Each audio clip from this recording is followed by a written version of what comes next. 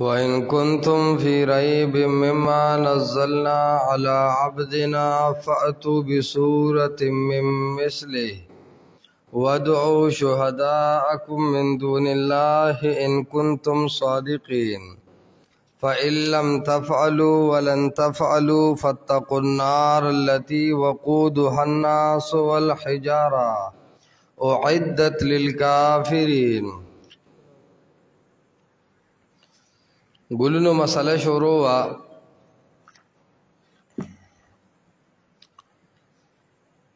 د الله د توحید بارکه یا ایها الناس اعبدوا ربکم، اے خلق د یو الله عبادت کوي او رسوک د الله سبحانه و تعالی سره مشرک کوي. دا د اول باب دعوه ده سدي توحید فی العبادت، یوازوالی او یوالی د الله په عبادت کې چې څوک د دغه رب سره شریک دشته په عبادت کې. نو اول آیت کې دعوه ذکر کړه په 21 کې اعبدوا ربکم، بندگی خاص کې د خپل رب لرا. بیا پدی 5 دلائل ذکر کول. اول دلیل سو خلقکم، تاسو میں پیدا کرے،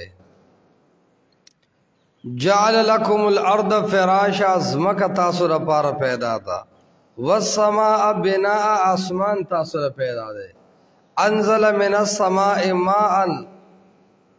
تاسو را اللہ رب العالمین رنگا رنگ بیوی رالیگی و تیاری، اور استاس مشران اغم ما پیدا کری دی. بیا نتیجہ دا دلائلو ثمر دا دلائلو فلا تجعلوا للہ اندادا، اللہ سر شریکان مگر زوے.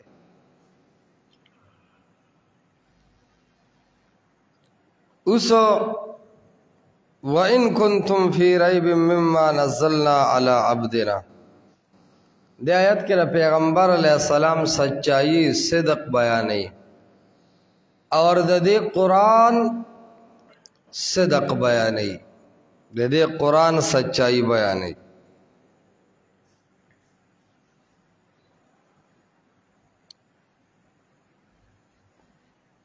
نو انداز دل تا دا مقابلی دے، تحدی دیتا ہوئی سوی ہوتا مقابلہ طلب قول قرآن، اور دا رنگ دیتا ہوئی طلب دا مناظری. وَإِن كُنتُمْ کچرے تاسو فی ریبن پس قسم شک کی، برا ریب نکرہ بالتنوین روڑو، ہر قسم شک چستاسی، مما پبارد آغا قرآن کے نازلنا چی لگ لگ نازلونگا. انزال ستوی پیوز ہے او تنزیل ستوی باب تفعیل نے چشی نزل ینزل تنزیل. عام طور دا پا مزا مزا لگ لگ راتلو کی ہوئی، او انزل ینزل انزال چی کل دا باب افعال نراشی نو پیوز راتلو. نو قرآن دا پارا انزال و تنزیل دوارا رازی. انا انزلناه فی لیلت القدر، ال تکی دا باب افعال نروڑا لے دے. وجہ دادا کہ دا برا اسمانون نا اسمانی دنیا تا قرآن پیوز راغلے دے، نو باب افعال پکارو. او دا اسمان نبیا لگ لگ پتائی سال کے راغلے دے، نو باب تفعیل پکارو، نو تنزیل ہوئے. ٹھیک شو جی. او دا دا یو بل پزے باندیم رازی. وَإِن كُنتُمْ کچرے تاسو فی ریبن پس قسم شک کے مما پبارد آغا کتاب نزلنا چی نازل کردی مونگا علی عبدنا پخپل بندہ باندے. گورا عبد پیغمبر علیہ السلام تو ہوئے خواہ عبدنا بندہ خپل باندے. دا اعلی صفت دا رسول اللہ صلی اللہ علیہ وسلم ولی ابا دې ځکه ووایي چې مخکې وله ډیوټي مقرر کړه چې اعلان وکړه چې اعبدو ربکم بندگی خاص کې د رب خپل لره نو خلق خو به د الله بندگی کوي خو ذهن کې سوال راته چې پیغمبر علیه السلام به د چا بندگی کوي نو عبدنا آدم زمون بنده دی اور اشاره ده چې عبد بشر وي نورو نوی پیغمبر علیه السلام بشر دی نورو دا د بریلیانو یو لویه مسله ده نور دی او که بشر دی نور دی او که بشر دی علن کے صفا قرآن کے آیت کریمہ ده اللہ فرمائی ورتوه انما انا بشر مثلکم زب بشر یما انسان یم استاسو پشان نو بشر د پیغمبر علیہ السلام دین یو لوی ډرامه په پنجاب کې شروع ده او دا یاد ساتا د رسول الله علیہ السلام په حق کې نور کېدل دومره کمال نه دی څومره چې بشر کېدل کمال دی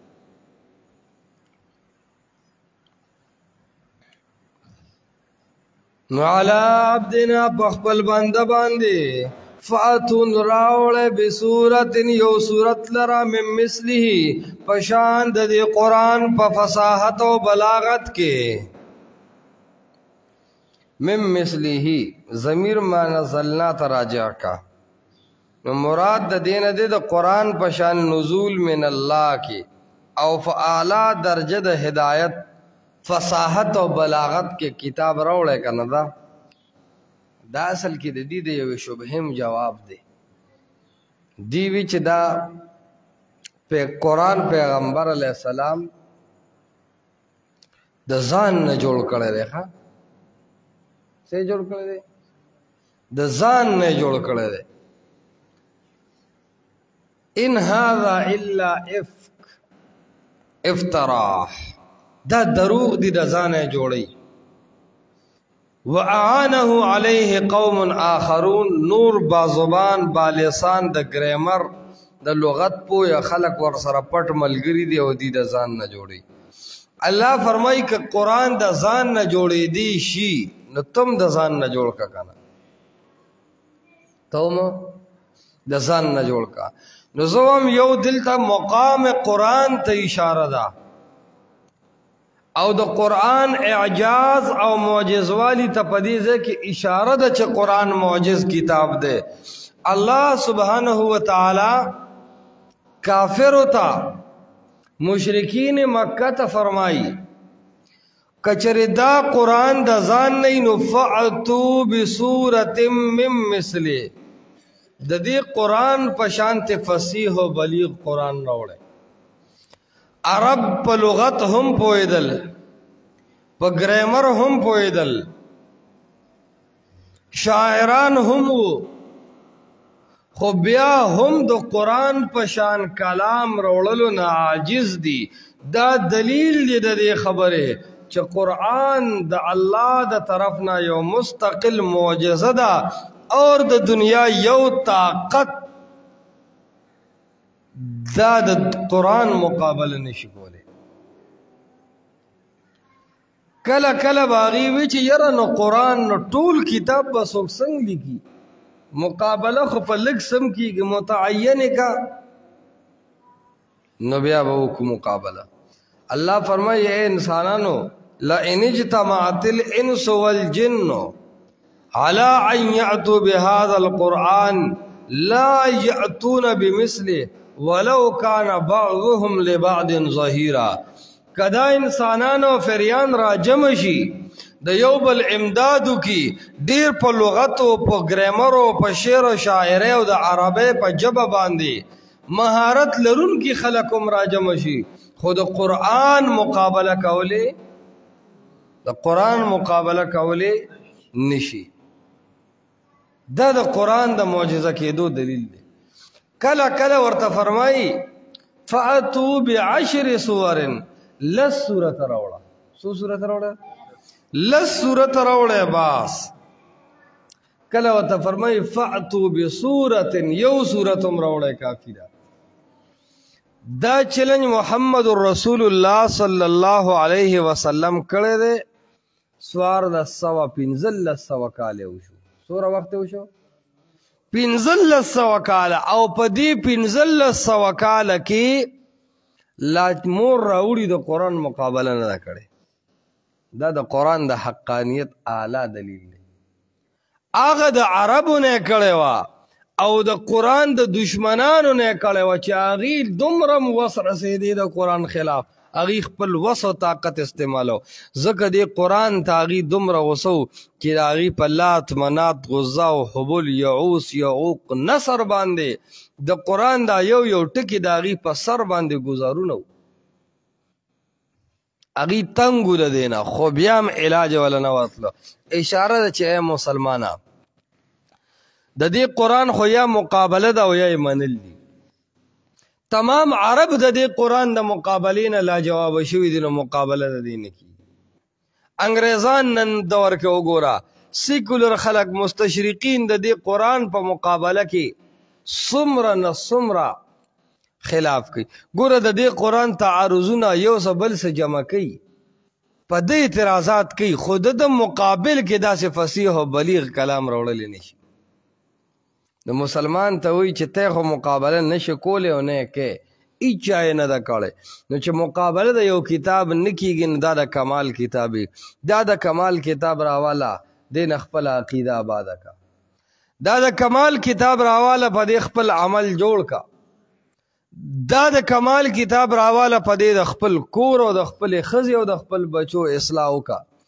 دا د کمال کتاب راواله ای حکمران او دینه د ملک قانون جوړ کړه. د طاغوتی قانون مقابله کې، د جمهوریت د قانون مقابله کې هر حکمران ته دا دعوت دی چې دا قرآن د ملک قانون جوړ کړه، ملک کې به د امن راشي. کم بادشاہ او کم حکمران چې فیصلې په قرآن کوي، د هغه بادشاہ خلاف به قوم اړتالونه وکړي، قوم به د هغه خلاف د منګایۍ په نوم راوځي. دا د امن کتاب دی، په دې سره امن راځي. نو یو خو اشاره ده دې خبرې طرف. دویمه دې کې یو پهلو بله ده، قرآن باندې اعتراض کوونکو خلکو څه ویلو؟ وی ان هذا الا افک افترا، دا یو قسم دروغ دی چې رضان نه جوړ کړی دی. دا یو خبره باغی کوله. الله وته فرمایلی فاتو بسوره، نران شه داسې قرآن راوړی. دکه ټیم بیا لا جوابو. دکه اعتراض کم چې مشرکین مکه په قرآن کړی دی، دکه اعتراض نن منکرین حدیث په احادیث د رسول الله علیه السلام حدثنا فلان عن فلان عن فلان ابن فلان اخبرنا فلان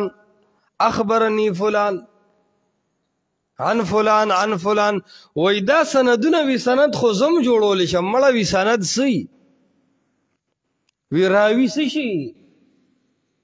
پلان کې پلان کې نو پلان کې وی دا روایت ته دا حدیث نه دی. ای ټپوس خانه، ته چې حدیث ستوي، ته چې سنت ستوي، دین دا راویان لري که ستا نیکه به او ستا پلار بند روایت او حدیث ثابت کی.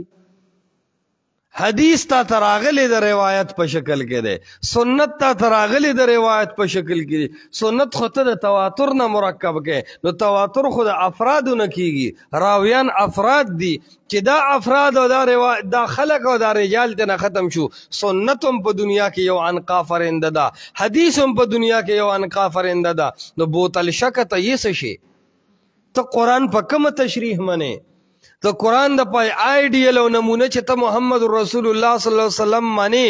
اتل راغلی پس شکل دی. کته تواتر خو تواتر د راویانو د رجالو نه مرکب دی، دا نوم خو د پځې سنبال کا. نو عرض میں دا کو د مشرکین مکہ اور د منکرین حدیث یو شان شبهه ده. اغیوی ان هذا الا افک افترا، دا قرآن د ځان نه جوړ شوی دی. واعانه علیه قوم آخرون، اور په دې باندې بل قوم راتلل کړي دی او ملګرتیا یې کړې ده. الله رب العالمین اغي ته فرمایي فقد جاءوا ظلما، دی په ظلم راتلل وکړو. اور منکرین حدیث وی مړ روایت سشي مړه سند څه شي وی زه نه روایت منم او نه سند منم وی زه حدیث منم او زه سنت منم ای د بیوقوف شاه بچیا دک اعتراض چې کم په قرآن شوه دی هم دک په حدیث کوي الله هغې ته وایي فأتو بسوره نران شي یو صورت د قرآن بشان راوړی موږ منکرین حدیث ته وایو نران شي یو حدیث د ځان نه جوړ کړي او سند سره چې موږ د له سند غار غار کو دا سګب دی څنګه چې په قرآن یو اعتراض نه کېدو د قرآن په شان قرآن چا نه دی راوړی او چا چې راوړی دی الله د هغې جواب کړی دی دقسې حدیث چې چا هم منګړت راوړلی دی په هغه وخت تار تار شوی دی الله داسې رجال پیدا کړل امام دار قطنی امام بخاری امام مسلم سعید ابن القطان وغیره ذالک داسې رجال رب پیدا کړل چې چا یو حدیث هم د ځان نه جوړ کړی دی داسې اوچتې ورته خولی دی چې دا د هغه حدیث دی او دا د ځان نه جوړول دي او کم چې د محمد مصطفی حدیثو داسې پاک پاتې شو لکه څنګه چې د الله سبحانه وتعالی دا کتاب پاک پاتې شو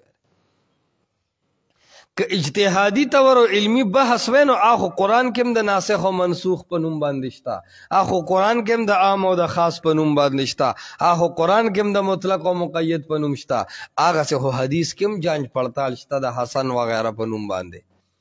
لیکن جانچ پړتال د هغې شوی دی د هر حدیث مقام او مرتبه تعالی مخې ته ښودلی ده نو د قرآن باندې د مشرکانو اعتراض پزول دی نو په احادیثو د مصطفی صلی الله علیه وسلم باندې د منکرین حدیثو اعتراض پزول دی